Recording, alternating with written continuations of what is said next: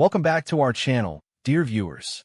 Today is a magnificent day to dive deep into the glamorous, yet incredibly treacherous world of Los Angeles. We have some absolutely explosive developments to discuss that will forever change the landscape of our favorite families. Grab your favorite beverage, settle in, and let us unpack the shocking twists that are about to unfold on your screens.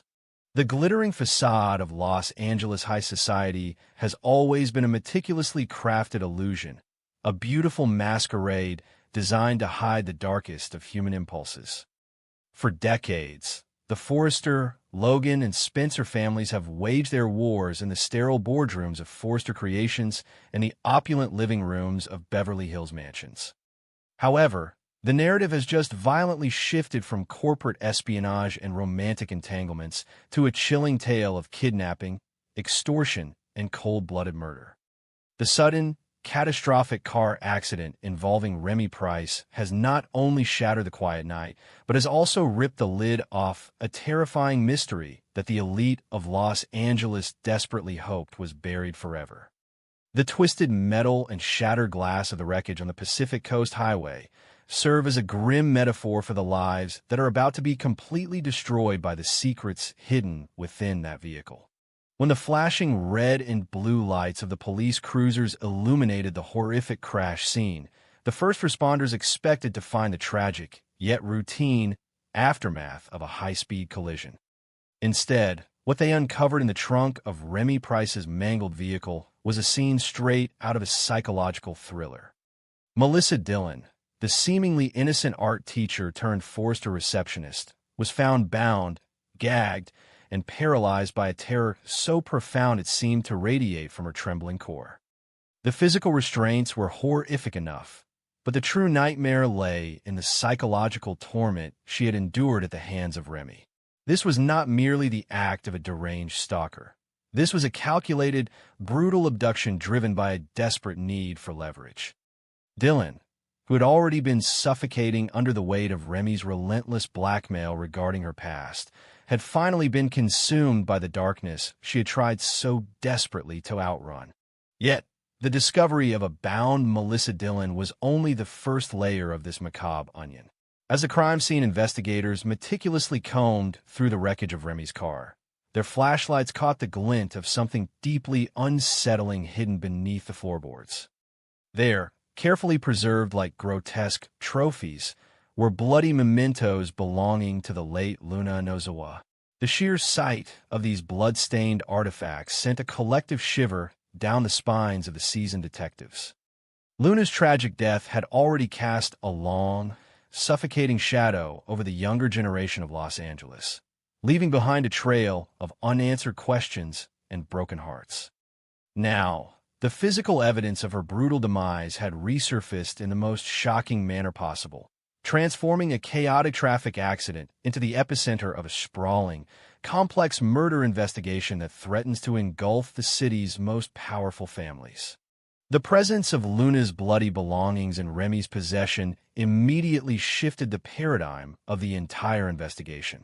Remy Price, cornered and bleeding from the crash, did not invoke his right to remain silent. Instead, he unleashed a confession that will undoubtedly rock the foundations of Forrester Creations to its very core. Remy claimed, with the frantic desperation of a man trying to save his own life from a lethal injection, that he had not killed Luna.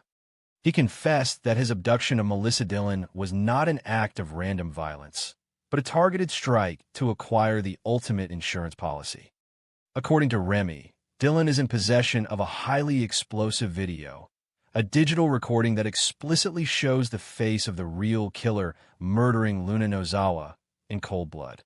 This staggering revelation instantly recontextualizes Melissa Dillon's entire existence in Los Angeles. Why would a humble art teacher harbor such a devastating, dangerous piece of evidence? The implications are absolutely staggering and deeply tragic. Dillon's desperate need to hold on her job, her terror of returning to a life of homelessness, and her agonizing submission to Remy's blackmail suddenly make perfect, horrifying sense. She was not just protecting a minor indiscretion from her past. She was holding on to a secret that could get her killed. The psychological burden of knowing the identity of a ruthless murderer, while simultaneously working in the very building where that murderer might walk the halls, must have been an unbearable, soul-crushing weight. Dylan was trapped in a lethal game of chess, used as a pawn by Remy, and hunted by the unseen specter of Luna's true killer. While the police meticulously cataloged the bloody evidence and processed Remy's explosive claims, a parallel tragedy was unfolding in the stark, sterile environment of the local hospital's intensive care unit. Will Spencer, the young man whose heart had been torn between his enduring love for Electra Forrester and his confusing connection to Melissa Dillon, lay fighting for his life. The car crash had left him with catastrophic injuries, his strong, vibrant body now reduced to a fragile vessel sustained by a symphony of beeping monitors and whirring ventilators. The juxtaposition of Will's physical brokenness against the backdrop of his fierce, recent arguments with R.J. Forrester creates a heartbreaking tapestry of a life interrupted just as it was trying to find its true north. The atmosphere in Will's hospital room was suffocating, thick with the scent of antiseptic and the unspoken terror of the gathered families. Ridge Forrester and Steffi Forrester Finnegan, who had spent the last several weeks embroiled in bitter corporate warfare and fashion line disputes, suddenly found their petty grievances rendered entirely meaningless in the face of mortality. They stood by Will's bedside, their faces etched with a profound, helpless sorrow, representing a bridge between the warring Forrester and Spencer clans. It was in this agonizing crucible of grief that the most chilling moment of the entire ordeal transpired. In a fleeting, miraculous moment of consciousness before his brain succumbed to the protective darkness of a deep coma, Will's eyes fluttered open. His gaze, clouded with pain and fading light, locked onto Ridge and Steffi. With his final ounce of strength, Will's lips parted, and he whispered a single name.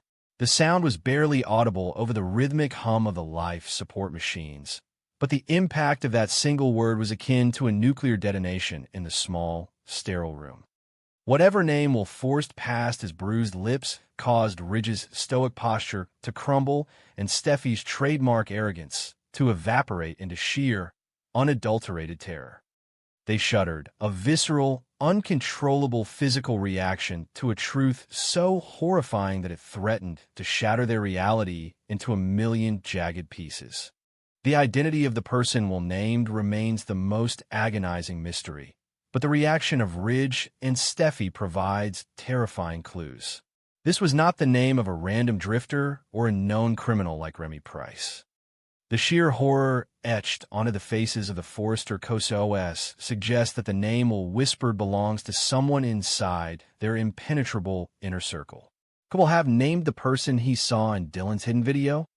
Could he have named the person who intentionally caused the car crash to silence, both him and Remy? The terrifying reality is that the killer is likely someone who sits at their dinner tables, someone who smiles at them in the executive boardroom, someone whose blood runs through their very veins. This horrifying epiphany brings us to the psychological unraveling of Electra Forrester. Electra has spent the recent past navigating a treacherous emotional minefield, torn between her shattered, yet profound love for Will Spencer and the intense, passionate new connection she shared with R.J. Forrester. She had allowed herself to be swept up in R.J.'s obsessive vow to protect her, believing his manipulative narrative that Will was the ultimate threat to her happiness. R.J. had painted himself as the valiant knight, shielding her from the emotional chaos of her past. But as the news of the bloody mementos, the hidden murder video, and Will's comatose whisper ripples through the elite echelon of Los Angeles, the blinders are violently ripped from Electra's eyes. Electra suddenly realizes, with a sickening drop in her stomach, that she's not a princess in a protected castle. She is a lamb living amongst a pack of ravenous, bloodthirsty wolves. The realization that the elite society she was born into is a blood-soaked masquerade fundamentally breaks her worldview. She begins to question every interaction, every smile, every whispered promise of protection. If Ivy Forrester could ruthlessly manipulate her romantic life without a shred of remorse, what are the others capable of? The paranoia sets in cold and absolute. She looks at RJ, whose overprotective nature now borders on coercive, terrifying control. Is RJ's desperation to keep Will away from her born of jealousy, or is it born of a desperate need to silence a rival who knew too much? The lines between protector and predator blur into a terrifying, indistinguishable gray. The sudden escalation of this storyline casts a dark, ominous shadow over the ongoing corporate battles that have consumed Forrester Creations and the Logan brand. Steffi Forrester's hubris, her condescending dismissal of Hope Logan's fashion line, and her arrogant disregard for Carter Walton's prophetic warnings now seem incredibly hollow and dangerously naive. While Steffi was busy playing corporate dictator, attempting to consolidate power and crush her rivals, a literal murderer was walking the halls of her family's legacy. Carter had explicitly warned Ridge and Steffi that their recent decisions would have severe, unavoidable consequences. While he may have been referring to the business fallout and Hope's defection to Katie Logan's brand, his words now echo with a grim, unintended clairvoyance. The hubris of the Forrester executives blinded them to the rot festering within their own walls. Furthermore, the revelation of the murder video drastically alters the trajectory of Melissa Dillon's life. If she survives the profound trauma of her kidnapping, she will emerge into a world where she is the most valuable, and therefore the most hunted, person in Los Angeles. The intriguing, dangerous offer she recently received from Daphne Rose Walton, a woman drowning in her own profound grief and unpredictable desperation over her severe infertility, now takes on a sinister new context. Was Daphne's offer a genuine lifeline, or was it another trap set by someone who knows exactly what Dillon is hiding? Dillon is no longer just a pawn in a romantic quadrangle. She is the keeper of the ultimate truth, a truth that powerful people will kill to either expose or destroy forever. The tragic figure of Will Spencer now serves as the haunting centerpiece of this unfolding nightmare. His deep coma leaves the truth agonizingly out of reach, locked away inside a healing brain. Bill Spencer, a man who has built an empire on ruthlessness and absolute control, will undoubtedly unleash a biblical fury upon Los Angeles to find the person responsible for his son's condition. The success of his and Katie's debut fashion collection will turn to ash in his mouth as he redirects his immense resources from corporate conquest to a dark, unyielding quest for vengeance. The Spencer sword will be drawn, and no one, not even the untouchable Forresters, will be safe from its sweeping blade.